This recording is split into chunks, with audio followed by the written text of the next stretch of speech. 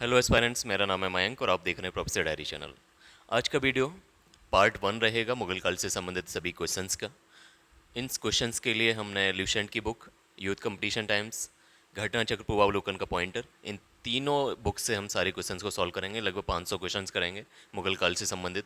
इससे पहले एक वीडियो आ चुकी है जिसमें मुगल काल से संबंधित थ्योरी की वीडियो थी, वो जिसमें हमने रिवाइज कराया है पूरा मुगल काल। आप पहले उसे जाके देखिएगा, उसके बाद आप चारों ये वीडियो देखिए। ठीक है, 3 वीडियो आएंगे, पार्ट 1, पार्ट 2, पार्ट 3, इन सभी को देखिएगा। इससे बाहर कुछ नहीं पूछा जाना है। यहाँ से मुगल काल कंप्रेहेंसिव तरीके से कवरेज मिल जाएगा मुगल काल से। ठीक है, तो आप ये 4 वीडियो देखिएगा, सभी क्वेश्चंस आपको यहाँ में देखने को मिल जाएंगे। इस वीडियो में हम 1 से लेकर 75 क्वेश्चन सॉल्व करेंगे। अगली वीडियो में इसी तरीके से आगे बढ़ते चले जाएंगे और आपको यहाँ पर 400 से 500 फैक्ट्स देखने को मिलेंगे मुगल काल से संबंधित। चलिए स्टार्ट करते हैं। Question number first. Question number first है कि 1526 ईस्वी में बाबर ने किस वंश के शासक को परास्त कर मुगल साम्राज्य की नींव डाली थी? ऑप्शन ए दे रखा है सैयद वंश, लोधी वंश, तुगलक वंश या खिलजी वंश। तो अगर हम बात करें 1526 ईस्वी की, तो यहाँ पर पानीपत का पहला युद्ध हुआ था, जिसमें बाबर ने पानीपत का पहला युद्ध हुआ था जिसमें बाबर ने इब्राहिम लोधी को परास्त किया था, जो लोधी वंश का शासक था। इसी के साथ बाबर ने लोधी वंश का अंत किया और सल्तनत काल भी इसी के साथ समाप्त हो गया था और मुगल वंश की शुरुआत कर दी थी। तो यहाँ पे करेक्ट आंसर रहेगा आपका ऑप्शन बी, यानी लोधी वंश। नेक्स्ट क्वेश्चन है क्वेश्चन नंबर सेकंड। पानीपत का प्रथम युद्ध कब हुआ था? ऑप्शन ए दे रखा है 21 अप्रैल 1529 को, बी दे रखा है 21 अप्रैल 1526, सी दे रखा है 20 अप्रैल 1527, डी दे रखा है 15 अप्रैल 1528। अगर आपको यहाँ पे डेट भी याद नहीं है, इस क्वेश्चन को अगर आप डेट याद नहीं हो रही है तो केवल ईयर देख के आप सॉल्व कर सकते हैं। जैसे पानीपत का जो युद्ध हुआ था वो 1526 में हुआ था, तो यहाँ पे 26 कहीं भी नहीं दे रखा, तो ऑप्शन बी करेक्ट आंसर रहेगा। लेकिन इस खासकर 1-2 जो युद्ध हैं इनकी आप डेट भी याद रखनी चाहिए। जैसे पानीपत का युद्ध हुआ, पानीपत का पहला युद्ध हुआ, इसी तरीके से हल्दी घाटी का युद्ध हुआ, ठीक है, प्लासी का युद्ध हुआ। तो ये कुछ फेमस युद्ध हैं जिनकी आपको डेट वगैरह भी ध्यान रखनी चाहिए। कभी भी किसी का मूड ऑफ होके क्वेश्चन डाल दिया तो उसमें आ जाता है। ठीक है, तो यहाँ पे करेक्ट आंसर रहेगा ऑप्शन बी, यानी 21 अप्रैल 1526 को पानीपत का पहला युद्ध हुआ जिसमें बाबर ने इब्राहिम लोदी को पराजित किया था। नेक्स्ट क्वेश्चन है क्वेश्चन नंबर थर्ड। बाबर ने प्रसिद्ध तुलुगमा नीति का प्रयोग सर्वप्रथम किस युद्ध में किया था? यानी बाबर ने तुलुगमा नीति का प्रयोग सबसे पहले किस युद्ध में किया? अपने इंडिया में उसने 4 युद्ध लड़े थे। पहला युद्ध उसने 1526 में लड़ा था, जिसे पानीपत का युद्ध कहा जाता है। उसने फिर अगली साल ही 1527 का युद्ध लड़ा, जिस युद्ध को खानबा का युद्ध कहते हैं। पानीपत के युद्ध में इब्राहिम लोदी को पराजित किया था, जबकि खानबा के युद्ध में उसने राणा सांगा को पराजित किया। अगली साल ही उसने 1528 ईस्वी में एक अगला युद्ध लड़ा जिसे चंदेरी का युद्ध कहा जाता है, जिसमें उसने मेदनी राय को पराजित किया था। और नेक्स्ट युद्ध लड़ा था उसने 1529 ईस्वी में घाघरा का युद्ध, और यहाँ पर उसने अफ़गानों को पराजित किया था। तो इस प्रकार से उसने इंडिया में 4 साल में 4 युद्ध लड़े और चारों में विजय पाई थी। ठीक है, और यहाँ पे पूछा है कि तुलगमा नीति इन चारों युद्धों में से किस में यूज की थी? तो उसने सबसे पहले जो इंडिया में युद्ध किया था, पानीपत का पहला युद्ध इब्राहिम लोदी के खिलाफ, उसमें उसने तुलगमा नीति का यूज किया था। यहाँ पे करेक्ट आंसर ऑप्शन सी रहेगा। नेक्स्ट क्वेश्चन है क्वेश्चन नंबर 4। किस युद्ध में जीतने के उपरांत बाबर ने खजाने का मोह अमीरों, सगे संबंधियों आदि के लिए खोल दिए और इस उदारता के लिए उसे कलंदर की उपाधि दी गई? ऑप्शन ए है पानीपत का पहला युद्ध 1526 को जो हुआ था, बी है खानबा का युद्ध 1527 वाला, सी है आपका चंदेरी का युद्ध मेदनी राय के खिलाफ, और डी है आपका घाघरा का युद्ध 1529 ईस्वी को अफगानों के खिलाफ। तो यहाँ पे क्वेश्चन नंबर 4 का यहाँ पे करेक्ट आंसर फिर से पानीपत का पहला युद्ध यानी ऑप्शन ए रहने वाला है। पानीपत के पहले युद्ध में जिसमें उसने भारत पर पहली बार विजय प्राप्त की, उसमें जितना भी उससे धन प्राप्त हुआ था इस युद्ध के बाद, लूट करने के बाद, तो उसने सारा धन अमीरों के लिए, अपने सगे संबंधियों, सभी के लिए दान देना स्टार्ट कर दिया, जिसकी वजह से उसे कलंदर की उपाधि दी गई। नेक्स्ट क्वेश्चन है क्वेश्चन नंबर 5। भारत में ग्रांड ट्रंक रोड किसने बनवाई है? ग्रांड ट्रंक रोड, इसे जीटी रोड भी बोलते हैं हम। तो ये रोड किसने बनवाई है, जिसे पहले मुगल आजम रोड भी कहा जाता था? ऑप्शन ए है अशोक, बी है शेरशाह सूरी, सी है अकबर और डी है हुमायूं।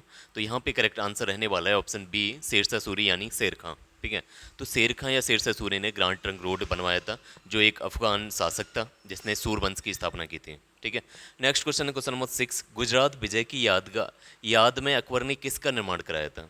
ऑप्शन ए बड़ा इमामबाड़ा जो लखनऊ में है, बी है आपका बुलंद दरवाज़ा फतेहपुर सीकरी, सी है जामा मस्जिद दिल्ली, डी है आपका सिद्दी बसीर। तो इन चारों में से अकबर ने बुलंद दरवाजे की स्थापना की थी, अपनी गुजरात विजय के उपलक्ष्य में, ठीक है। गुजरात विजय के बाद उसने बुलंद दरवाजा फतेहपुर सीकरी में बनवाया था। तो यहाँ पे करेक्ट आंसर ऑप्शन बी रहेगा। नेक्स्ट क्वेश्चन है क्वेश्चन नंबर 7, आईन अकबरी, ठीक है। आईन अकबरी एक महान ऐतिहासिक कृति निम्नलिखित में से किसके द्वारा लिखी गई थी? ऑप्शन ए अबुल फजल के द्वारा, अमीर खुसरो के द्वारा, फिरोज शाह के द्वारा या अब्दुल रसीद के द्वारा। ये एसएससी में पूछा गया क्वेश्चन है। तो क्वेश्चन नंबर 7 का यहाँ पे करेक्ट आंसर होने वाला है ऑप्शन ए, यानी अबुल फजल के द्वारा, ठीक है। अबुल फजल ने आईन अकबरी लिखी। एक्चुअली उसकी जो बुक थी वो अकबरनामा थी, उसका ही एक पार्ट आईन अकबरी है, ठीक है। तो आईन अकबरी और अकबरनामा दोनों ही अबुल फजल ने लिखे हैं। नेक्स्ट क्वेश्चन है क्वेश्चन नंबर 8। क्वेश्चन नंबर 8 है आपका, पानीपत की दूसरी लड़ाई यानी 5 नवंबर 1556 में, ये पानीपत की सेकंड लड़ाई हुई, ये किसके बीच हुई थी? पहली लड़ाई तो आपकी बाबर और आपकी इब्राहिम लोदी के बीच हुई थी 1526 में, ठीक है, 20 अप्रैल को। लेकिन ये कब हुआ था? 5 नवंबर 1526 को किस किस के बीच में ये युद्ध हुआ, पानीपत की सेकंड लड़ाई? आपका ये है अकबर और हेमू के बीच, राजपूत और मुगल के बीच, बाबर और इब्राहिम लोदी के बीच, सिकंदर और आदिल शाह के बीच। तो यहाँ पे करेक्ट आंसर रहने वाला है ऑप्शन ए, यानी अकबर और हेमू के बीच, जो एक अफगान राजा का सेनापति था, उसके बीच ये युद्ध हुआ। यानी उस समय अकबर और हेमू के बीच पानीपत की सेकंड लड़ाई हुई, जो 5 नवंबर 1556 को हुई थी, ठीक है। नेक्स्ट क्वेश्चन है क्वेश्चन नंबर 9, दीन ए इलाही नामक नया धर्म किसके द्वारा शुरू किया गया था? ऑप्शन ए हुमायूं के द्वारा, जहांगीर के द्वारा, अकबर के द्वारा या शाहजहां के द्वारा। Option A Humayun. हुमायूं को इतना वक्त ही नहीं मिला, ठीक है, कि वो ये सारी चीज़ें बना पाए। जैसे ही हुमायूं का शासन आया उसके बाद ही शेर खान ने अटैक कर दिया, शेरशाह सूरी ने अटैक किया, हुमायूं को वापस भागना पड़ा, चौसा के युद्ध में हार गया। आपका जो बेलगाम का युद्ध हुआ था उसमें हार गया, उसके बाद शेर खान ने उसे भगा दिया। वापस जब वो लौट के आया था तो फिर उसके बाद वो अपनी जो पुस्तकालय की सीढ़ियों से गिरकर 1 साल बाद ही उसकी 1556 में मृत्यु हो गई थी। तो उसे इतना वक्त ही नहीं मिला कि वो ऐसे कुछ भी कॉन्सेप्ट लेके आए, ठीक है। तो ये कार्य किया था अकबर ने, ठीक है। अकबर ने एक नया धर्म बनाने की कोशिश की, दीन ए इलाही, ठीक है। तो यहाँ पे करेक्ट आंसर ऑप्शन सी यानी अकबर रहेगा। नेक्स्ट क्वेश्चन है क्वेश्चन नंबर 10, प्रसिद्ध मुस्लिम शासिका चांद बीबी, यहाँ पे चांद बीबी का जिक्र हो रहा है, यहाँ पे थोड़ा सा पढ़ने में क्लियर नहीं आ रहा होगा लेकिन आप सुनिएगा। प्रसिद्ध मुस्लिम शासिका चांद बीबी जिसने बरार को, ठीक है, जो बहमनी राज्य था पहले उसके कई सारे टुकड़े हुए थे, जिसमें गोलकोंडा था, अहमदनगर था, बीदर था, बरार था, ठीक है, ये सारे बीजापुर था। तो ये जो 5 टुकड़े हुए थे उसमें से जो बरार था, बरार को अकबर को सौंपा, निम्नलिखित में से किस राज्य से संबंधित थी? यानी मुस्लिम शासका चांद बीबी कहाँ की शासका थी? ऑप्शन ए बीजापुर की, गोलकोंडा की, अहमदनगर की या बरार की। तो यहाँ पे करेक्ट आंसर रहेगा क्वेश्चन नंबर 10 का ऑप्शन सी, यानी अहमदनगर की शासका थी चांद बीबी, जिसने अकबर और चांद बीबी के बीच में युद्ध हुआ था, जिसमें चांद बीबी बाद में पराजित हो गई थी और बरार देना पड़ा था उसे अकबर के, ठीक है। क्वेश्चन नंबर 11, तो यहाँ पे क्वेश्चन नंबर 11 है कि मुगल प्रशासन व्यवस्था में मनसबदारी प्रणाली को किसने प्रारंभ किया?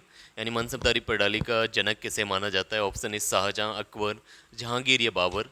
तो जितने भी एडमिनिस्ट्रेटिव रिफॉर्म्स किए हैं वो मुगल वंश में अकबर ने किए थे, ठीक है। तो यहाँ पे करेक्ट आंसर रहेगा अकबर, ठीक है। नेक्स्ट क्वेश्चन नंबर 12, अपने काल का महान संगीतज्ञ तानसेन किसके दरबार में थे? ऑप्शन ए जहांगीर के दरबार में, अकबर के दरबार में, शाहजहां के दरबार में या बहादुर शाह के दरबार में, ठीक है। तो यहाँ पे क्वेश्चन नंबर 12 का फिर से करेक्ट आंसर रहने वाला है ऑप्शन बी, अकबर के दरबार में, ठीक है। अकबर के दरबार में जो तानसेन थे, जिनका असली नाम रामतनु पांडे था, तो वो भी अकबर के दरबार में एक संगीतज्ञ थे, ठीक है। नेक्स्ट क्वेश्चन है क्वेश्चन नंबर 13, मुगल काल की राजभाषा क्या थी? ऑप्शन ए उर्दू, हिंदी, अरबी या फारसी। तो क्वेश्चन नंबर 13 का यहाँ पे करेक्ट आंसर होने वाला है फारसी, ठीक है। फारसी भाषा, चाहे वो आपकी दिल्ली सल्तनत हो या फिर मुगल काल हो, यहाँ दोनों ही काल पे जो राजभाषा रही है वो मेनली फारसी रही थी, ठीक है। लेकिन एक आपको ध्यान रखना है, पॉइंट ध्यान रखना है कि जो बाबर ने अपनी बाबरनामा लिखी थी वो तुर्की भाषा में लिखी थी, ठीक है। नेक्स्ट क्वेश्चन है क्वेश्चन नंबर 14, सती प्रथा की भर्त्सना करने वाला मुगल सम्राट कौन था? ऑप्शन ए बाबर, हुमायूं, अकबर या जहांगीर। तो क्वेश्चन नंबर 14 का करेक्ट आंसर रहने वाला है ऑप्शन सी, यानी अकबर, ठीक है। अकबर जो सोसाइटी थी, समाज था, उसमें रिफॉर्म्स करने की इसने कोशिश की। इसने जो अर्ली विवाह हो जाते थे, जो बाल विवाह हो जाते थे, उसकी एज को भी बढ़ाया, ठीक है, यानी बाल विवाह को रोकने की भी कोशिश की। अकबर ने सती प्रथा को रोकने की भी कोशिश की, ठीक है। तो इस तरीके से जो भी समाज में कुरीतियाँ थीं उनको भी रोकने का जिम्मा लिया था अकबर ने। तो यहाँ पे फिर से करेक्ट आंसर ऑप्शन सी रहेगा, यानी अकबर रहेगा, ठीक है। नेक्स्ट क्वेश्चन है क्वेश्चन नंबर 15, क्वेश्चन नंबर 15, किस युद्ध से भारत में मुगल राज की नींव पड़ी? ऑप्शन ए प्लासी का युद्ध, तालीकोटा का युद्ध, पानीपत का प्रथम युद्ध, या डी हल्दीघाटी का युद्ध। एसएससी सन 2001 में पूछा गया क्वेश्चन है। तो यहाँ पे करेक्ट आंसर रहने वाला है ऑप्शन सी, यानी पानीपत के पहले युद्ध से, ठीक है, जो 1526 में हुआ था। क्वेश्चन नंबर 16, मुगल चित्रकारी किसके शासनकाल में पराकाष्ठा या चरमोत्कर्ष पर पहुंच गई थी? ऑप्शन ए शाहजहां के समय पे, अकबर के समय पे, जहांगीर के, या औरंगजेब के। तो यहाँ पे करेक्ट आंसर रहेगा ऑप्शन सी, यानी जहांगीर के समय पे। जहांगीर के शासनकाल को गोल्डन एज कहा जाता है पेंटिंग का, ठीक है। इसी तरीके से शाहजहां के शासनकाल को गोल्डन एज कहा जाता है आर्किटेक्चर का, ठीक है। यानी उस समय से स्थापत्य कला चरमोत्कर्ष पे थी शाहजहां के समय पे। जहांगीर के समय पे आपकी जो पेंटिंग थी यानी चित्रकारी थी, ये आपकी चरमोत्कर्ष पे पहुंच चुकी थी। नेक्स्ट क्वेश्चन है क्वेश्चन नंबर 17, निम्नलिखित में से किसने अकबर की जीवन कथा लिखी है? ऑप्शन ए अबुल फजल ने, फैजी ने, अब्दुल नबी खान ने, या डी बीरबल ने। तो यहाँ पे एसएससी सन 2001 में ये पूछा गया क्वेश्चन है। तो क्वेश्चन नंबर 17 का यहाँ पे करेक्ट आंसर रहने वाला है आपका ऑप्शन ए, यानी अबुल फजल, ठीक है। अबुल फजल ने अकबर की जीवन कथा लिखी है अकबरनामा, जिसमें एक पार्ट है आईने अकबरी, ठीक है।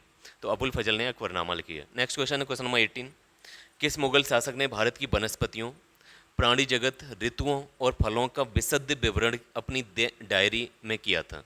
ऑप्शन ए अकबर ने, जहांगीर ने, बाबर ने, या औरंगजेब ने। तो यहाँ पे क्वेश्चन नंबर 18 का करेक्ट आंसर रहने वाला है ऑप्शन सी, यानी बाबर, ठीक है। बाबर ने जो अपनी डायरी बना रखी थी जिसपे वो अपना दैनिक कार्य लिखता था, उस पर बाबर भारत की जितनी भी वनस्पति थी, प्राणी जगत थे, ऋतुआं, परिवर्तन, इन सभी चीज़ें, जितनी भी जोग्राफिकल एस्पेक्ट थे इंडिया से रिलेटेड, वो सारी चीज़ें उसने अपनी डायरी में लिखी थी। और उस डायरी में उस वो जिक्र करता है, यानी जो उसकी इसके बाद उसने अपनी ऑटोबायोग्राफी भी लिखी थी, बाबरनामा के नाम से, जो तुर्की भाषा में थी। उसने सबसे प्रसिद्ध राजा उस टाइम के कृष्णदेव राय को, यानी बाबरनामा में एक जो सबसे महत्वपूर्ण शासक का जिक्र किया जाता है इंडिया के राजा का, तो वो कृष्णदेव राय का था, जो तुगलक वंश से संबंधित थे, विजयनगर साम्राज्य के एक शासक हुआ करते थे। नेक्स्ट क्वेश्चन है क्वेश्चन नंबर 19। क्वेश्चन नंबर 19 है कि शेरशाह की महानता का घोतक क्या है, यानी कहाँ से हमें शेरशाह की महानता का पता चलता है? ऑप्शन ए हुमायूं के विरुद्ध उसका विजय अभियान, यानी उसने हुमायूं को पराजित किया था 2 युद्धों में। बी था उसका श्रेष्ठ सैन्य नेतृत्व।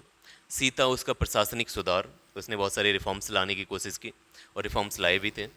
और डी था आपका धार्मिक सहिष्णुता। तो किससे हमें शेरशाह की महानता का पता चलता है? तो क्वेश्चन नंबर 19 का करेक्ट आंसर रहेगा ऑप्शन सी यहाँ पे, यानी जितने भी उसने प्रशासनिक एडमिनिस्ट्रेटिव रिफॉर्म्स किए थे, उससे हमें उसकी शेरशाह की महानता का पता चलता है। उन्होंने उस समय दहसाला सिस्टम स्टार्ट कराया था, बाद में जाके ये इंट्रोडक्शन, यानी टोडरमल उस समय शेरशाह सूरी के समय जो भू राजस्व को संभालते थे, उनके समय ही दहसाला स्टार्ट हो गया था, लेकिन बाद में ये प्रचलित हुआ था अकबर के समय। यानी वो क्या करवाते थे, शेरशाह सूरी जितनी भी ज़मीन है आपकी पहले उसे नपवाते थे, जो पहले अलाउद्दीन खिलजी ने भी कराया था, और उस ज़मीन को अलग अलग हिस्सों में बांट रखा था कि कितनी कौन सी पराती ज़मीन है, कहाँ पे चंचर है, चाचर ज़मीन है, या फिर कहाँ पे बंजर ज़मीन है। तो जो भूमि की जो उपजाऊ शक्ति होती है उसके हिसाब से भूमि को क्लासीफाइड करवाया अलग अलग हिस्सों में, और उसी के हिसाब से टैक्स लिया जाता था। तो इस तरीके से बहुत सारे प्रशासनिक सुधार करवाए थे, जीटी रोड का निर्माण कराया। तो ये सारी चीज़ें शेरशाह सूरी ने कराई थी, जिसकी वजह से उनको ग्रेट शेरशाह सूरी या उनको महान शासक समझा जाता है, ठीक है। क्वेश्चन नंबर 20, हुमायूंनामा किसके द्वारा लिखा गया था? Option A Gulbadan Begum, B है मुमताज महल, सी है जहां आरा बेगम, या डी है आपका रोशन आरा बेगम। तो यहाँ पे करेक्ट आंसर रहेगा ऑप्शन ए गुलबदन बेगम, ठीक है। हुमायूंनामा गुलबदन बेगम ने लिखा था। नेक्स्ट क्वेश्चन है क्वेश्चन नंबर 21। क्वेश्चन नंबर 21 है कि अकबर के शासन में महाभारत का फारसी भाषा में अनुवाद किया गया था, वह किस नाम से किया गया था? ऑप्शन ए इकबालनामा, रजमनामा, सी अकबरनामा, या डी सकीनत उल औलिया। तो यहाँ पे करेक्ट आंसर रहेगा, यानी महाभारत को फारसी भाषा में अनुवाद किया, ट्रांसलेट किया गया, और जो इसका टाइटल रखा गया, नाम रखा गया, वो ऑप्शन बी है, यानी रजमनामा, ठीक है। तो महाभारत को किस में ट्रांसलेट किया गया था? रजमनामा के नाम से। तो क्वेश्चन नंबर 21 का करेक्ट आंसर बी रहेगा। क्वेश्चन नंबर 22 है कि किस मुगल सम्राट ने सैयद भाइयों को गिराया था? ऑप्शन ए बहादुर शाह ने, रफ़ीउद्दौला ने, शाहजहां सेकंड ने, या मोहम्मद शाह ने। तो किसने सैयद भाइयों को हटा दिया पहले? यानी जब औरंगजेब की मृत्यु हो गई थी, तो उसके बाद लेटर जो मुगल्स थे वो बहुत ही कमज़ोर शासक हुए। उनके बीच में 2 मंत्री निकल के आए जिन्हें सैयद ब्रदर कहा गया। वो ही, यानी वो उनका कार्य होता था, किंग मेकर की भूमिका निभाने लगे, यानी नए नए राजाओं को अपॉइंट करने लगे, कुछ राजा एक एक साल में कई राजा बदलने लगे, ठीक है। तो अब इन सैयद ब्रदर्स को किसने मरवाया, किसने इसको हटाया? तो इसका करेक्ट आंसर रहेगा 22 का, वो रहेगा ऑप्शन डी, यानी मोहम्मद शाह रंगीला, ठीक है, जिसको बाद में रंगीला का टाइटल दिया गया। तो इस मोहम्मद शाह ने सैयद ब्रदर्स को षड्यंत्र के द्वारा हटवा दिया गया था या मरवा दिया था। नेक्स्ट क्वेश्चन है क्वेश्चन नंबर 23। निम्नलिखित में से कौन अंतिम मुगल सम्राट थे, यानी सबसे लास्ट में मुगल सम्राट का नाम क्या था, उसके बाद फिर मुगल एम्परर ख़त्म कर दिया ब्रिटिशर्स ने? तो ऑप्शन ए रहेगा Alamgir second, Shah Alam second, Akbar second या बहादुर शाह सेकंड, ठीक है। तो इन चारों में से कौन मुगल सम्राट थे जो अंतिम मुगल सम्राट माने जाते हैं? तो क्वेश्चन नंबर 23 का करेक्ट आंसर रहने वाला है ऑप्शन सी, यानी बहादुर शाह सेकंड या बहादुर शाह जफर, ठीक है, जिन्होंने 1857 की क्रांति के समय क्रांतिकारियों का नेतृत्व किया था, ठीक है। क्रांतिकारियों ने उन्हें अपना लीडर मान लिया और जिसके बाद ब्रिटिशर्स ने उनके दो बेटों को उन्हीं के सामने मार दिया था, बहादुर शाह जफर के, और बहादुर शाह जफर को रंगून में जेल कर दिया था, ठीक है। Question number 24। क्वेश्चन नंबर 24 है कि अकबर के शासनकाल में भू राजस्व सुधारों के लिए कौन उत्तरदायी था, यानी अकबर के समय पर भू राजस्व सुधार कौन करता था? तो ये वही व्यक्ति था जिसने शेषा सूरी के समय पर भू राजस्व में सुधार किए थे। ऑप्शन है बीरबल, टोडरमल, जयसिंह या बिहारीमल। तो यहाँ पे करेक्ट आंसर रहेगा ऑप्शन बी, यानी टोडरमल, ठीक है। टोडरमल भू राजस्व सुधारों के लिए जाने जाते हैं, ये देसाला सिस्टम के लिए जाने जाते हैं। देसाला का मतलब होता है कि इन्होंने भूमि को अलग अलग हिस्सों में बांट कर उनकी उपजाऊ शक्ति के हिसाब से उनको नपवाया, और उस नापने के बाद, मेजरमेंट करने के बाद 10 साल तक के लिए टैक्स स्लैब फिक्स कर दी थी कि इस ज़मीन से यहाँ पे उपजाऊ शक्ति इस ज़मीन की इतनी है तो इसका टैक्स रेट इतना रहेगा, इसकी यानी बंजर ज़मीन है तो वहाँ की उपजाऊ शक्ति बहुत कम है तो वहाँ का टैक्स रेट कम किया। इस तरीके से भू राजस्व सुधार किए थे, जिसको देसाला सिस्टम कहा जाता है, जो टोडरमल ने किया था। नेक्स्ट क्वेश्चन है क्वेश्चन नंबर 25। अकबर द्वारा बनवाए गए उपासना भवन या पूजा गृह का क्या नाम रखा गया था? ऑप्शन ए दीवाने खास, दीवाने आम, सी इबादत खाना या बुलंद दरवाज़ा। तो यहाँ पे करेक्ट आंसर रहने वाला है ऑप्शन सी, यानी इबादत खाना, ठीक है। इबादत खाना अकबर ने बनवाया था एक पूजा गृह के रूप में, उपासना भवन के रूप में। नेक्स्ट क्वेश्चन है क्वेश्चन नंबर 26। सुप्रसिद्ध संगीतज्ञ तानसेन और बैजू बावरा, ठीक है, सुप्रसिद्ध संगीतज्ञ थे बैजू बावरा और तानसेन, ये किसके शासनकाल में सुविख्यात थे? ऑप्शन ए जहांगीर के समय पे, बहादुर शाह सेकंड जफर के समय पे, अकबर के समय पे या शाहजहाँ के समय पे। तो क्वेश्चन नंबर 26 का यहाँ पे करेक्ट आंसर रहने वाला है आपका ऑप्शन सी, यानी अकबर के समय पे, ठीक है। अकबर के शासनकाल के समय पे तानसेन और बैजू बावरा उसके दरबार में संगीतज्ञ की भूमिका निभाते थे। नेक्स्ट क्वेश्चन है क्वेश्चन नंबर 27। रामचरितमानस के लेखक तुलसीदास किसके शासनकाल से संबंध रखते हैं? ऑप्शन ए चंद्रगुप्त विक्रमादित्य के समय, जो गुप्त वंश के थे, बी बाजिद अली शाह के समय, हर्षवर्धन के समकालीन, या डी अकबर के समकालीन। तो क्वेश्चन नंबर 27 का यहाँ पे करेक्ट आंसर रहेगा Akbar, option D is correct answer, यानी अकबर का जो टाइम पीरियड था वही आपका तुलसीदास जी का टाइम पीरियड रहा है, जिन्होंने रामचरितमानस की रचना की थी। नेक्स्ट क्वेश्चन है क्वेश्चन नंबर 28। किस युद्ध में बाबर ने जिहाद, जैसे धर्म युद्ध की संज्ञा दी गई है, इसका नारा दिया था, ठीक है, और इस युद्ध में तमगा नामक एक कर लगता था उसको समाप्त किया, और युद्ध जीतने के उपरांत गाजी यानी धर्म योद्धा की उपाधि धारण की थी, यानी खुद को गाजी बोला था उसने। तो किस युद्ध में ये बात की गई थी? ऑप्शन ए खानवा के युद्ध में, घाघरा के युद्ध में, पानीपत के युद्ध में, या डी इनमें से किसी में नहीं। तो क्वेश्चन नंबर 28 का यहाँ पे करेक्ट आंसर होने वाला है आपका ऑप्शन ए, यानी खानवा के युद्ध में, जो 1528 ईस्वी में लड़ा गया था राणा सांगा के विरुद्ध, ठीक है। राणा सांगा के विरुद्ध युद्ध में बाबर की जो सेना थी वो कहीं ना कहीं पीछे हट रही थी, ये युद्ध थोड़ा खानवा जो राणा सांगा थे उनके पक्ष में जा रहा था, लेकिन धीरे धीरे बाबर ने बहुत सारी चीज़ों को, उन जो अपने सैनिक थे उनका मनोबल बढ़ाया, उनके लिए जिहाद का नारा दिया, ठीक है, तमगा नामक जो टैक्स था उसको कम किया।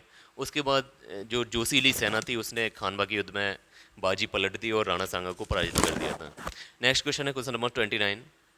मुबियान नामक पद्य शैली के जन्मदाता बाबर ने अपनी आत्मकथा तुजुक ए बाबरी किस भाषा में लिखी है? ऑप्शन ए फारसी भाषा में, उर्दू भाषा में, तुर्की में, या अरबी में। तो यहाँ पे क्वेश्चन नंबर 29 का करेक्ट आंसर रहेगा आपका तुर्की भाषा में, ठीक है। ये आपको कई बार रिपीटेड होता है ये क्वेश्चन। तो यहाँ पे जो बाबर ने अपनी आत्मकथा लिखी थी तुजुक ए बाबरी या बाबरनामा, वो तुर्की भाषा में लिखी थी, ठीक है। नेक्स्ट क्वेश्चन है क्वेश्चन नंबर 30, बाबर मूल रूप से कहाँ का शासक था? फरगना का, कंधार का, तक्षशिला का या पंजाब का? तो यहाँ पे करेक्ट आंसर रहेगा ऑप्शन ए फरगना का। ठीक है, फरगना से वो इंडिया पे आया था, दौलत खान लोधी और राणा सांगा का भी उसमें प्रयास था। ठीक है, मेनली दौलत खान लोधी जो इब्राहिम लोधी का चाचा था उसने बुलाया था। Next question, question number 31, Babur को भारत पर आक्रमण करने के लिए आमंत्रित करने वालों में कौन शामिल थे, कौन शामिल नहीं था? ठीक है, यहाँ पे नहीं पूछा है, ये आप गौर करिएगा। ऑप्शन ए दे रखा है पंजाब का सूबेदार दौलत खान लोधी और उसका पुत्र दिलावर खान लोधी। बी है इब्राहिम लोधी का चाचा आलम खान लोधी। सी है मेवाड़ का शासक राणा सांगा और डी है चंदेरी का शासक मेदिनी राय। तो इनमें से कौन सा ऐसा शासक था जिसने बाबर को भारत पर आक्रमण करने के लिए आमंत्रित नहीं किया था? तो क्वेश्चन नंबर 31 का यहाँ पे करेक्ट आंसर रहने वाला है ऑप्शन डी, यानी चंदेरी का शासक मेदिनी राय। ठीक है, केवल मेदिनी राय इन चारों में से, इन सभी में से ऐसा शासक था जिसने भारत पर अटैक करने के लिए बाबर को आमंत्रित नहीं किया था। जबकि मेवाड़ के जो शासक थे राणा सांगा, इन्होंने इब्राहिम लोधी के चाचा आलम खान लोधी और पंजाब का सूबेदार दौलत खान लोधी, इन तीनों लोगों ने बाबर को भारत पर अटैक करने के लिए, इब्राहिम लोधी को पराजित करने के लिए, सल्तनत काल को समाप्त करने के लिए या लोधी वंश को समाप्त करने के लिए बाबर को भारत के अटैक करने के लिए बुलाया था, आमंत्रित किया था। ये लोग समझते थे कि बाबर आएगा, इब्राहिम लोधी को पराजित किया करेगा, लोधी वंश को हटा देगा और वापस लूटपाट करके चला जाएगा धन लेके। लेकिन ऐसा हुआ नहीं, बाबर ने यहाँ के मुगल वंश की स्थापना कर दी और 1527 में ही इसका खामियाजा भुगतना पड़ा था राणा सांगा को। राणा सांगा को मेवाड़ जो खानवा का युद्ध था उसमें बाबर ने हरा दिया था। ठीक है, इसके बाद धीरे धीरे उसने पूरी मुगल वंश की स्थापना कर दी थी। नेक्स्ट क्वेश्चन है क्वेश्चन नंबर 32, मुगल साम्राज्य के सुदृढ़ीकरण के दृष्टिकोण में सबसे निर्णायक युद्ध कौन सा था? ऑप्शन ए पानीपत का युद्ध, खानवा का युद्ध, चंदेरी का युद्ध या घाघरा का युद्ध? ऑप्शन ए क्वेश्चन नंबर 32 का यहाँ पे करेक्ट आंसर रहने वाला है खानवा का युद्ध, जो 1527 में लड़ा गया था मेवाड़ के शासक राणा सांगा के विरुद्ध। ठीक है, तो ये इस युद्ध को एक निर्णायक युद्ध माना गया। पहला युद्ध, पानीपत का पहला युद्ध, इब्राहिम लोधी से बाबर पहले से जीत चुका था ईजिली, लेकिन उस समय खानवा जो मेवाड़ के शासक थे राणा सांगा, ये बहुत ही ज़्यादा पावरफुल थे। लेकिन जैसे ही खानवा के युद्ध में बाबर ने इनको हराया, उसके बाद उसे लगने लगा कि मैं अब इंडिया पे राज कर सकता हूँ। फिर वहीं वो इंडिया में आके ही बस गया और यहाँ से मुगल वंश की स्थापना हो गई। ठीक है, क्वेश्चन नंबर 33, सूची फर्स्ट को सूची सेकंड से हमें सुमेलित करना है। सूची फर्स्ट में बाबर द्वारा लड़े गए युद्ध हैं, सूची सेकंड में उनके शासक हैं। तो ये कई बार रिपीटेड हो गया है ये सारे क्वेश्चंस, तो ये आपका रिवीजन भी हो जाएगा और साथ भी याद रहेंगे बार बार। पानीपत का पहला युद्ध है सूची सेकंड में 1526 ईस्वी। सूची सेकंड में दूसरा दे रखा है खानवा का युद्ध 1527, चंदेरी का युद्ध 1528, घाघरा का युद्ध 1529। अब किन शासक के विरुद्ध ये युद्ध लड़े गए थे? सूची सेकंड में दे रखे हैं, पहला इब्राहिम लोधी, राणा सांगा, मेदिनी राय, या अफगानों के विरुद्ध, या महमूद लोधी था उसमें अफगान।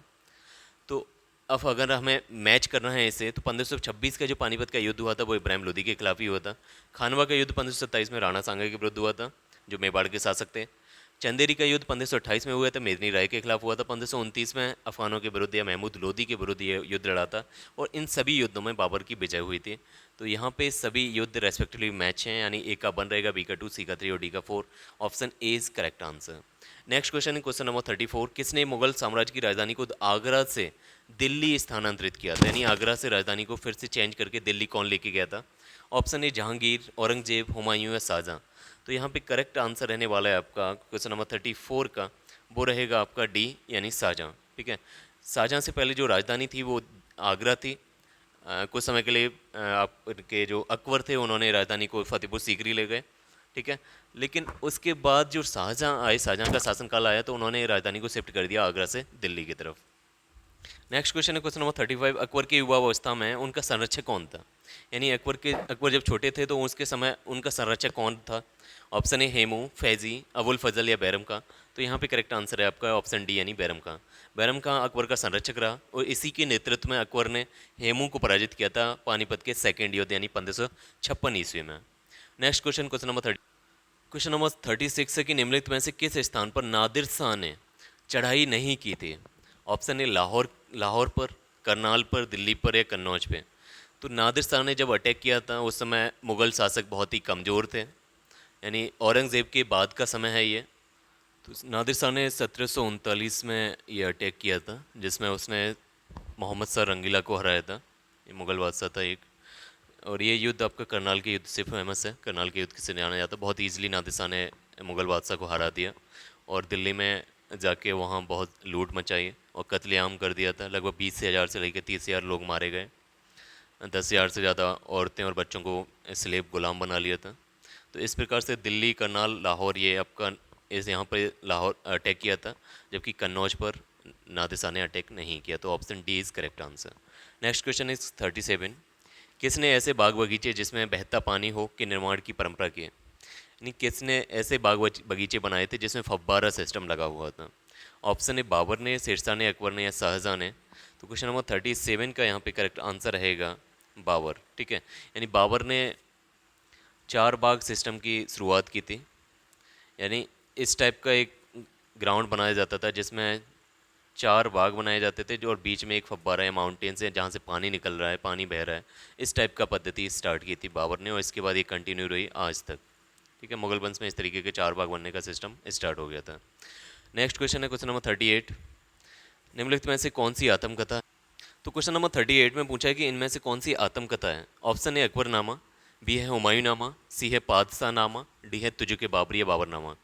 तो क्वेश्चन नंबर 38 का यहाँ पे करेक्ट आंसर रहेगा ऑप्शन डी, यानी तुजुक बाबरी बाबरनामा। ये आपकी आत्मकथा है जो खुद उसी शासक ने लिखी थी, बाबर ने। ठीक है, बाबर ने अपनी आत्मकथा तुजुक बाबरी के नाम से लिखी थी तुर्की भाषा में। नेक्स्ट क्वेश्चन है क्वेश्चन नंबर 39। कौन सा सुमिलित नहीं है? एक तरफ कृति दे रखी है, दूसरी तरफ उनके लेखक दे रखे हैं। ऑप्शन ए है हुमायूंनामा और सम्मिलित हैं आपके हुमायूं से, यानी हुमायूं यहाँ पे बोला जा रहा है कि हुमायूं ने हुमायूंनामा लिखा। जबकि जहांगीर का बोला जा रहा है तुजुक जहांगीरी जहांगीर ने लिखी। बाबर ने तुजुक बाबरी लिखी। मोहम्मद साले ने शाहजहाँनामा लिखी। ठीक है, तो इनमें से कौन सा सुमिलित नहीं पूछा है आपसे? तो यहाँ पे तुजुक बाबरी ये बाबर ने ही लिखी है, तुजुक जहांगीरी जहांगीर ने ही लिखी है, जबकि शाहजहाँनामा मोहम्मद साले ने लिखी है। लेकिन इसका करेक्ट आंसर ऑप्शन ए रहेगा, यानी हुमायूंनामा की जो हुमायूंनामा की रचना की है वो गुलबदन बेगम ने की है, ना कि हुमायूं ने। ठीक है, तो यहाँ पे option A is correct answer. Next question है क्वेश्चन नंबर 40। राजा बीरबल सॉरी राजा बीरबल की उपाधि किसे दी गई थी? ऑप्शन ए महेश दास को, राजा भगवान दास को, बनमाली दास को या राजा टोडरमल को। यानी किसका नाम राजा बीरबल रखा गया था? तो ऑप्शन ए यहाँ पे करेक्ट आंसर रहेगा। नहीं, राजा बीरबल का जो असली नाम था, मूल नाम था, वो महेश दास था। महेश दास को एक राजा बीरबल की टाइटल दे दिया गया था। Question number 41। औरंगजेब ने ज़्यादा भवनों का निर्माण नहीं करवाया, क्यों नहीं कराया था? ऑप्शन ए, उससे वास्तुकला में कोई रुचि नहीं थी। सेकंड, वो उस समय राजमिस्त्री उपलब्ध नहीं थे। ये पता नहीं कैसा स्टेटमेंट दिया है। सी दे रखा है वह मितव्ययी था, यानी खर्चा करना नहीं चाहता था, कंजूस आदमी था।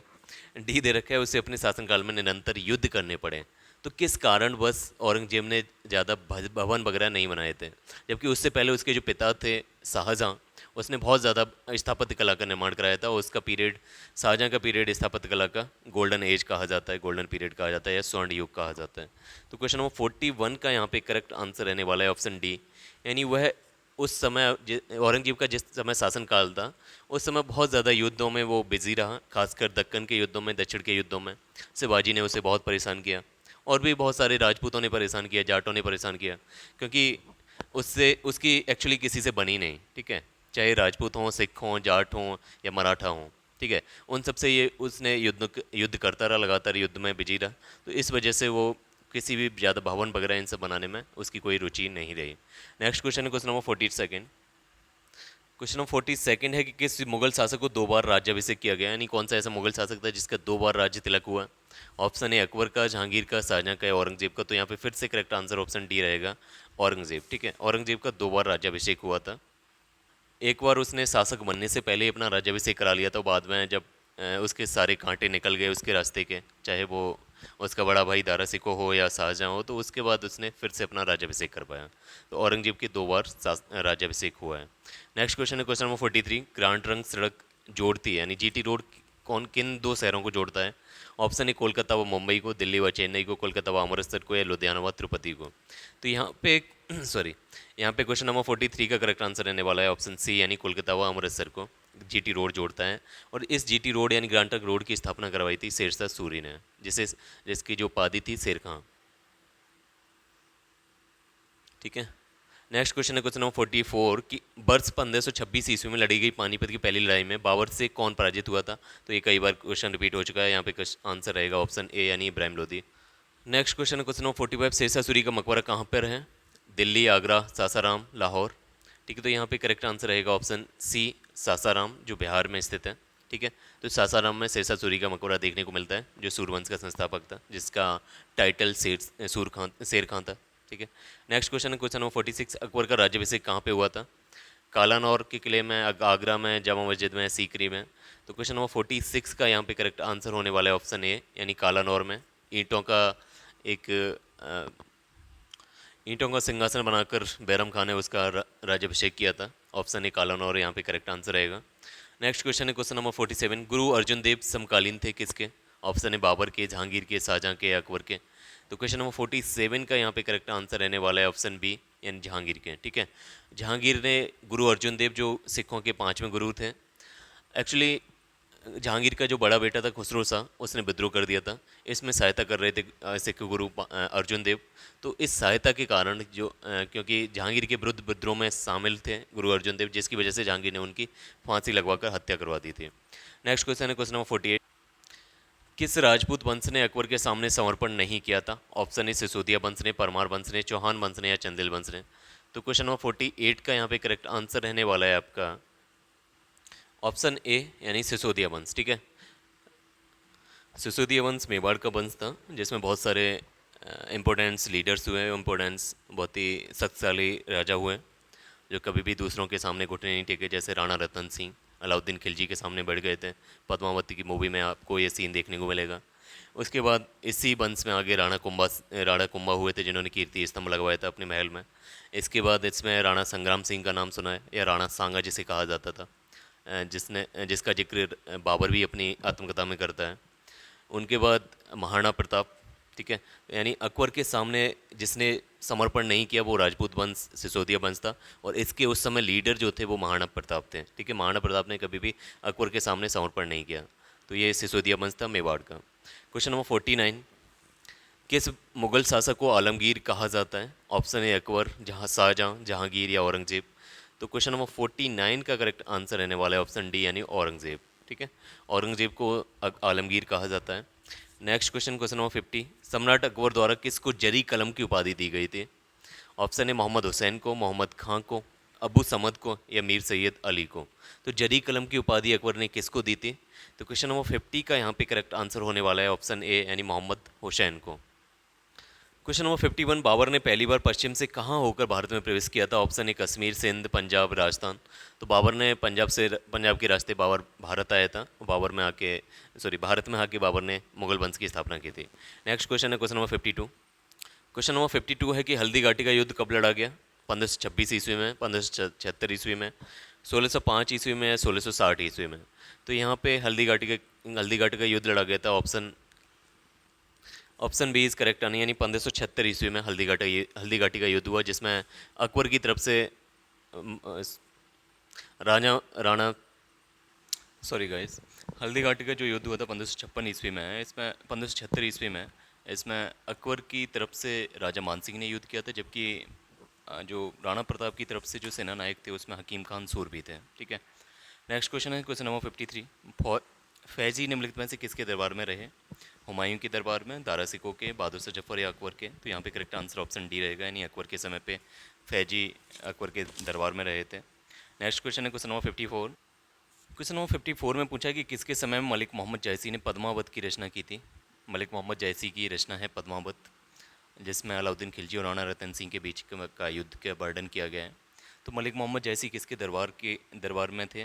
तो ये ऑप्शन बी रहेगा, यानी शेरशाह सूरी के समय पर मलिक मोहम्मद जयसी ने पद्मावत की रचना की थी। नेक्स्ट क्वेश्चन है 55, जिसने चौसा की लड़ाई 1539 में हुमायूं को पराजित किया था वो कौन था? यानी 1539 में चौसा का युद्ध हुआ, 1540 में आपका बेलगाम का युद्ध हुआ, जिसे कन्नौज का युद्ध भी कहा जाता है। तो ये दो युद्धों में किसने हुमायूं को पराजित किया था? ऑप्शन ए शेरशाह ने, बी महाराणा प्रताप ने, सी शिवाजी ने, या डी इनमें से किसी ने नहीं? तो यहाँ पे करेक्ट आंसर रहेगा ऑप्शन ए, यानी शेरशाह सूरी या फिर शेरखा। ठीक है। शेरशाह सूरी या शेरखा ने हुमायूं को पराजित किया था इन दो युद्धों में, जिस वजह से हुमायूं इंडिया छोड़ के चले गए थे। नेक्स्ट क्वेश्चन है 56, हुमायूं का मकबरा कहाँ पर है? ऑप्शन ए दिल्ली में, आगरा में, फतेहपुर सीकरी में, काबुल में? तो इसका करेक्ट आंसर रहेगा ऑप्शन ए, यानी हुमायूं का मकबरा दिल्ली में स्थित है। नेक्स्ट क्वेश्चन है 57, किस मुगल शासक ने 2 बार शासन किया था? ऑप्शन ए शाहजहां ने, हुमायूं ने, बाबर ने, या जहांगीर ने? तो इसका करेक्ट आंसर रहने वाला है आपका ऑप्शन बी, हुमायूं ने। ठीक है। यानी 1530 से पहली बार इसने शासन किया। 1530 जब बाबर की मृत्यु हो जाती है उसके बाद हुमायूं ने सत्ता संभाली थी। 1530 से लेकर 1540 तक यहाँ पे शासन संभालता है 10 साल तक। उसके बाद 1540 में वो इंडिया से भागना पड़ता है शेरशाह सूरी के कारण। तो 1540 से लेकर 1555 तक ये सत्ता चली जाती है, दिल्ली की सत्ता शेरशाह सूरी के हाथ में चली जाती है। तो 1556 में उसकी शेरशाह सूरी की मृत्यु हो गई थी कालिंजर के युद्ध में तोप का गोले फटने के कारण। तो वापस हुमायूं वापस आता है। नेक्स्ट क्वेश्चन है क्वेश्चन नंबर 58। क्वेश्चन नंबर 58 में पूछा है कि भारत में बीबी का मकबरा स्थित है कहाँ पर। ऑप्शन ए हैदराबाद में, सीकरी में, औरंगाबाद में, बीजापुर में। तो क्वेश्चन नंबर 58 का यहाँ पे करेक्ट आंसर रहने वाला है ऑप्शन सी यानी औरंगाबाद में। और बीबी का मकबरा ये औरंगजेब ने बनवाया था अपनी बीबी के लिए और ये औरंगाबाद में स्थित है। नेक्स्ट क्वेश्चन है क्वेश्चन नंबर 59। फतेहपुर सीकरी स्थित लाल पत्थर से निर्मित शेख सलीम चिश्ती के मकबरे को किसने संगमरमर का करवाया था, यानी किसने संगमरमर उस पर चढ़वाई थी। ऑप्शन इस अकबर ने, जहांगीर ने, शाहजहां ने या दारा सिकोह ने। तो क्वेश्चन नंबर 59 का यहाँ पे करेक्ट आंसर रहने वाला है ऑप्शन बी यानी जहांगीर। ठीक है, जहांगीर का जो नाम था असली, जिसका मूल नाम है वो सलीम है और ये शेख सलीम चिश्ती के नाम से ही पड़ा था। ठीक है, क्वेश्चन नंबर 60।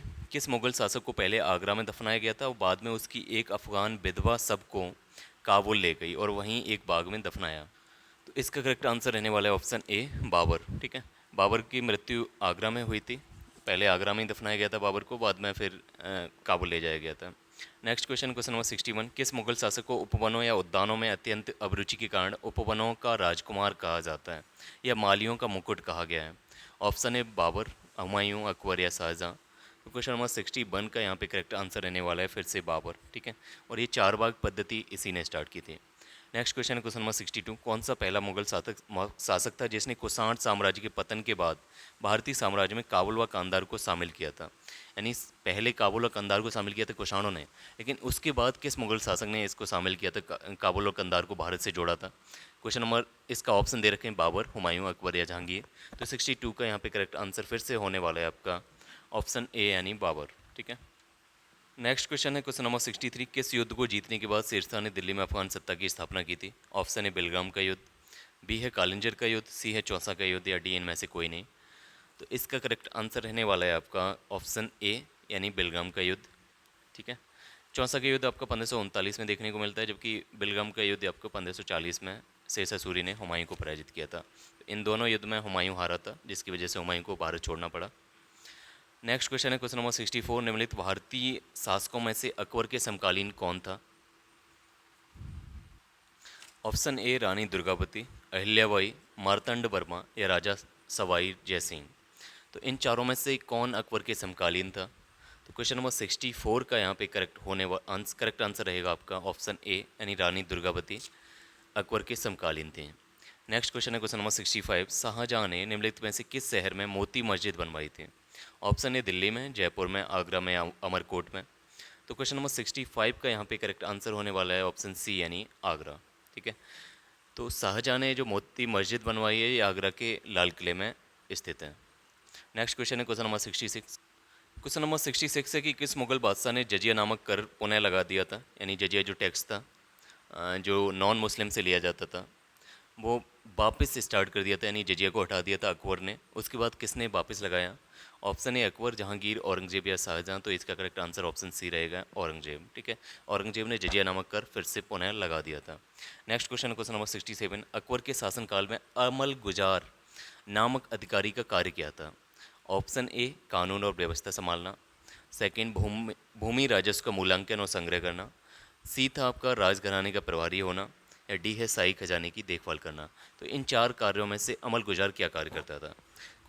तो क्वेश्चन नंबर 67 का यहाँ पे करेक्ट आंसर रहने वाला है आपका ऑप्शन बी यानी भूमि राजस्व का मूल्यांकन करना और उसका संग्रह करना। ये दोनों कार्य अमल गुजार के अधीन आते थे।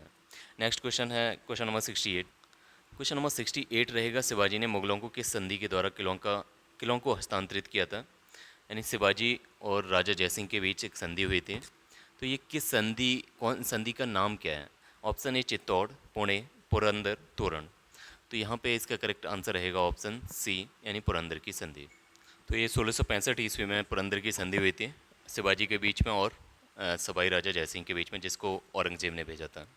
ठीक है, तो यहाँ पे करेक्ट आंसर ऑप्शन सी रहेगा। नेक्स्ट क्वेश्चन है क्वेश्चन नंबर 69 है कि किस वर्ष बैसाखी के दिन 13 अप्रैल को गुरु गोविंद सिंह ने खालसा पंथ की नींव रखी थी? ऑप्शन ए है 1650 ईस्वी, 1699 ईस्वी, 1750 ईस्वी या 1799 ईस्वी। तो क्वेश्चन नंबर 69 का यहाँ पे फिर करेक्ट आंसर रहने वाला है, वो है आपका ऑप्शन बी यानी 1699 ईस्वी। 13 अप्रैल 1699 ईस्वी को गुरु गोविंद सिंह ने खालसा पंथ की नींव रखी थी। नेक्स्ट क्वेश्चन है क्वेश्चन नंबर 70। निम्न में से कौन सा मुगल बादशाह पहले तो अंग्रेजों का कैदी रहा और बाद में जीवन पर्यंत मराठों का पेंशन भोगी रहा?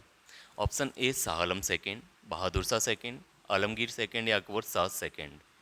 तो इसका करेक्ट आंसर रहने वाला है option A Shah Alam second. ठीक है, शाह आलम सेकेंड को पहले अंग्रेजों ने कैद कर रखा था, बाद में जब वो लास्ट समय पे मराठों का पेंशन भोगी रहा है, मराठों से वो पेंशन लेता था। नेक्स्ट क्वेश्चन है क्वेश्चन नंबर 71। दक्षिण में निम्नलिखित में से किसके शासनकाल में मुगल साम्राज्य तमिल राज्य क्षेत्र तक फैल गया था? ऑप्शन ए अकबर के समय, औरंगजेब के समय, जहांगीर के समय या शाहजहां के समय। तो क्वेश्चन नंबर 71 का यहाँ पे करेक्ट आंसर रहने वाला है आलमगीर औरंगजेब के समय। अगला क्वेश्चन है कि मुगल सत्ता की पुनर्स्थापना हुमायूं ने कब की थी? ऑप्शन ए 1526 ईस्वी में, 1555 से 56 ईस्वी में, 1565 ईस्वी में या 1658 ईस्वी में। तो यहाँ पे पुनर्स्थापना पूछा है, यानी वापस हुमायूं कब आया, तो ये इसका करेक्ट आंसर रहेगा ऑप्शन बी यानी 1555-56 ईस्वी में। नेक्स्ट क्वेश्चन है क्वेश्चन नंबर 73। मुगल सत्ता की पुनर्स्थापना किस युद्ध में हुमायूं को मिली विजय के फलस्वरूप हुई? ऑप्शन ए पानीपत के प्रथम युद्ध में, दौरा या दौरा का युद्ध, मंदसौर का युद्ध या सरहंद का युद्ध।